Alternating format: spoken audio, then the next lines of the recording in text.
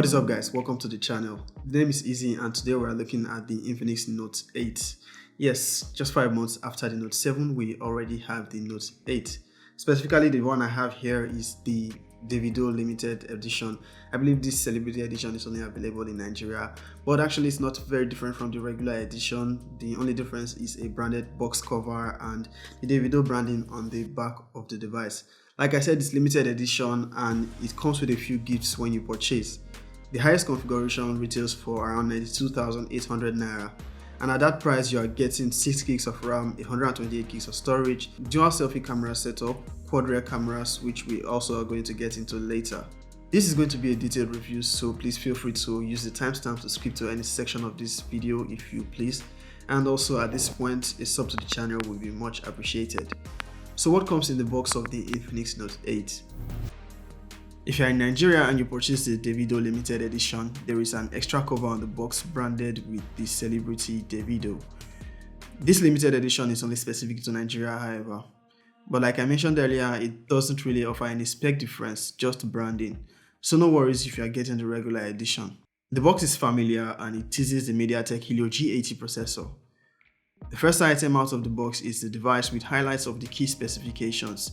That is 6.95 inches in size, 64 megapixel quad rear cameras, Helio G80 processor, a 5200 mAh battery, 6 gigs of RAM and 128 gigs of storage. Other items in the box include a SIM ejector tool, a film screen protector, X-Lub and X-Spark cards, and also Care Plus card. You get free screen replacement if you break your screen within the first 100 days.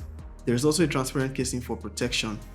You get a USB-C cable, your earphones, and an 18 watts fast charger. Like other recently released Infinix devices, the Note 8 has a side-mounted fingerprint scanner which also doubles as a power button, alongside the volume rocker keys on the right side of the device. All other ports are on their usual size, with the bottom of the device housing a single noise-cancelling microphone, a headphone jack, a USB-C port, and one of dual stereo speakers. To the left, as usual, we have the dual nano SIM card tray which supports expandable storage. At the top there is nothing, but there is another speaker that lets out sound just above the display. You get XOS 7.1 on here, and as you'd expect, there is plenty of bloatware and apps to go around. You could delete and disable them if you want though. I'll leave a link in the description to a video that can help with that. Recently, smartphone sizes have gotten significantly bigger, and the Infinix Note 8 is definitely among the biggest ones out there. In the past, a 6.9 inches phone would be considered nothing less than a phablet, but funny how times have changed. With that said, one-handed operation on this device is definitely a no-no. In comparison with the Note 8i, the Infinix Note 8 is slightly taller, about 2 inches taller. The Note 8i is a more affordable version of the Note 8 with a few design and specification differences, but both devices have the same processor. You can check out my review of the Infinix Note 8i, link below. The Infinix Note 8 has a very familiar design. Particularly, it reminds me of the Samsung 2020 A series devices. It has a two-tone color. This is the Davido edition, and I think it only comes in blue. There are other color options with the regular Note 8 however. The device is built of plastic, though it looks like glass, and it has a glossy and reflective finish, not immune to smudges. We have the quad cameras with a quad LED flash arranged in a slight rectangular bump. On the display there is Gorilla Glass, though unspecified, it definitely is not going to be higher than Gorilla Glass 3. You have the dual selfie cameras to the top left of the display in a pill-shaped cutout. With the camera placement, there is hardly any obstruction when using it for media consumption. It has a 6.95 inch LCD display, sadly a resolution of 720p. 1080p would have been better, but it is what it is. It is what it is. It is what it is. Colors appear vibrant and you probably are not going to notice the low display resolution. YouTube content is capped at 720p. Viewing angles are great and the display gets decent brightness for outdoor use. It has an 83% screen to body ratio and a 258 pixel density. Just above the display you'll find dual flashlights to help with nighttime selfies. The Infinix Note 8 has dual stereo speakers with DTS audio processing. When holding the device in landscape mode, depending on what you're doing with the device, you may obstruct the bottom speakers, but you still get sound coming from the top. Here's an example.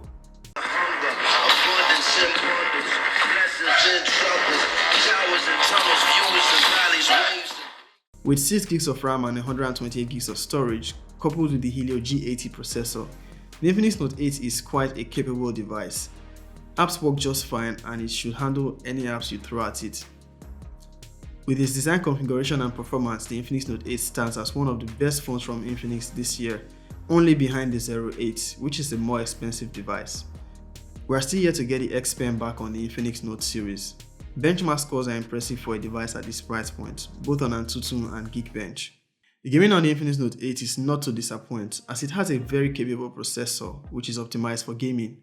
I tried a couple of graphics demanding games and it all played fine with no heating concerns or massive battery drain. The gameplay on Asphalt 9 was smooth, no skips, no lags. Call of Duty Mobile by default is set to low graphics, but I set it to medium graphics. The gameplay was also lag-free. With PUBG Mobile, the default is HD and high frame rates, and that's the maximum it can go. Gameplay here was also very smooth. For the sake of time, I'm going to put a little part of the gameplay towards the end of the video if you wish to see more of it, as I won't be doing a separate gaming review. However, you could check out my game review of the Infinix Note 8i. That should give you a good idea of what the Note 8 can do since they both have the same processor. The Infinix Note 8 packs a 5200 mAh battery and it is capable of going a day and a half on a full charge and regular use. If you do need to charge, however, it comes with an 18W fast charger. I get a lot of questions asking about gyroscope sensors, so I figured I should just add a gyro test. I used an app to check and I also checked YouTube for 360 videos. Without a gyro sensor, you are not going to see the VR icon. So it has a gyro sensor and it works fine. In the camera department, the Infinix Note 8 is packed with a few. There is a dual selfie camera on the display similar to what we had on the 08, housing a 16MP selfie camera and a 2MP depth sensor. On the rear, we have a 64MP main camera, a 2MP macro camera, a 2MP depth sensor, and a QVGA camera, also a quad LED flash. Still no ultra-wide camera. It can take some really decent photos. It also has a 64MP mode which allows for higher resolution shots.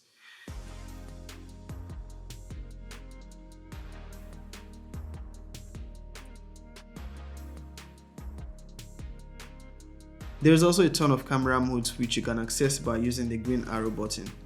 The macro camera is 2MP, so there is no expectations here. Let me know what you think about these photos.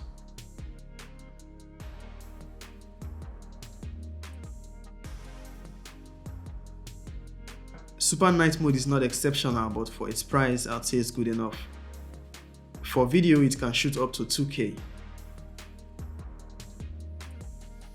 It also has stabilization at 1080p. This is the Infinix Note 8. It has a dual selfie camera, that is 16MP selfie camera. Slight upgrade from the Infinix Note 7, which had a single selfie camera, 16MP. It can shoot up to 2K, that is 1440p, slightly above 1080p, close to 4K. What do you think about the camera quality? So, who is the Infinix Note 8 for? Should you consider buying it? Personally, in my opinion, I think it is great value for money. However, if you are already on the Infinix Note 7, you should not consider upgrading to the Note 8 as there is not very significant differences between both devices.